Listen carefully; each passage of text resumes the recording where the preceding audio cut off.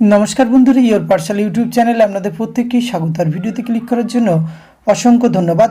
লোকসভা নির্বাচন প্রক্রিয়া সম্পূর্ণ হওয়ার পরেই রাজ্যে কর্মরত লক্ষাধিক সিভিক ভলেন্টিয়ার এবং ভিলেজ পুলিশদের নিয়ে বড় ঘোষণা করলেন মাননীয় মুখ্যমন্ত্রী মমতা বন্দ্যোপাধ্যায়। তাদের বেতন বাড়ানো এবং অবসরকালীন ভাতাসহ অন্য সুযোগ সুবিধা ঘোষণা করলেন। তো গ্রিন পুলিশ এবং ভিলেজ পুলিশ ও সিভিক ভলেন্টিয়ারদের কাদের কত করে বেতন বাড়লো, এই সমস্ত কিছু তথ্য আজকের এই ভিডিওতে আমরা A to Z আলোচনা করতে চলেছি। ভিডিওটি আপনারা পুরোপুরি দেখতে থাকুন, আর সাথে চ্যানেলটিতে নতুন হলে অবশ্যই সাবস্ক্রাইব করে পাশে থাকা বেল আইকনটি অন করে রাখুন। আসুন আমরা সরাসরি আজকের আপডেটটি দেখে নিই।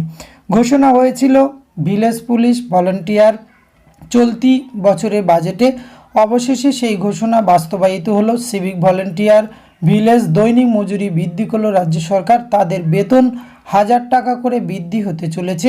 এই সংক্রান্ত নোটিফিকেশন কিন্তু অলরেডি বেরিয়ে গিয়েছে। এবারে বাজেটে রাজ্যের অর্থমন্ত্রী চন্দ্রিমা ভট্টাচার্য এই ভাতা বৃদ্ধির কথা ঘোষণা করেছিলেন। সোমবার রাজ্য সরকারের তরফে এই বিজ্ঞপ্তিতে জানানো হয়েছে, ভিলেজ পুলিশের ভলেন্টিয়ারদের দৈনিক মজুরি 34 টাকা করে বৃদ্ধি করা হচ্ছে এবং মাসে তাদের বেতন বাড়ছে প্রায় 1000 টাকা।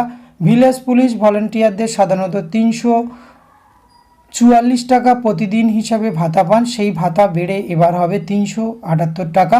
এবার বাজেটে 1.5 লক্ষের বেশি civic volunteer, green police, village পুলিশদের বেতন বাড়ানোর কথা ঘোষণা করা হয়। সেই খাতে মোট 180 কোটি টাকা বরাদ্দ করা হয়। এবার এই টাকার কিছু অংশ ঢুকবে ভিলেজ পুলিশ ভলেন্টিয়ারদের পকেটে।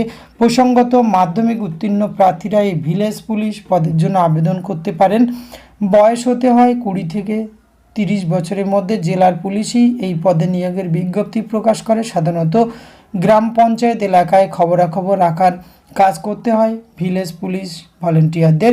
এবারে বাজেটে সিভিক পুলিশ, ভিলেজ পুলিশের অবসরকালীন সুবিধাও বাড়ানো হয়েছে। অবসরকালীন সুবিধা হিসাবে তারা 2 থেকে 3 লক্ষ টাকা পেতেন, এবার থেকে তারা 5 লাখ টাকা পাবেন বলে ঘোষণা করা হয়। এই খাতে রাজ্য সরকার 100 কোটি টাকা ব্যবহার হতে চলেছে। সিভিক পুলিশ, ভিলেজ পুলিশের ভাতা বাড়ানো ছাড়াও অবসরকালীন সুবিধা বাড়ানো হয়েছে। রাজ্যের সমস্ত কর্মীরা এতদিন ধরে অবসরকালীন সুবিধা পেতেন, তাদেরও এই আওতায় আনা হলো এবং এর জন্য অর্থ বরাদ্দও কিন্তু করা হয়েছে।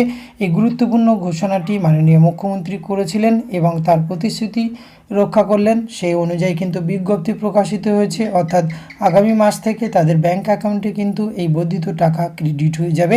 আজকের ভিডিওতে এইটুকু আপডেট আপনাদের সঙ্গে শেয়ার করা ছিল। এটি যদি ভালো লাগে অবশ্যই আপনারা একটা লাইক, কমেন্ট, শেয়ার করবেন। ধন্যবাদ, প্রত্যেকে ভালো থাকবেন।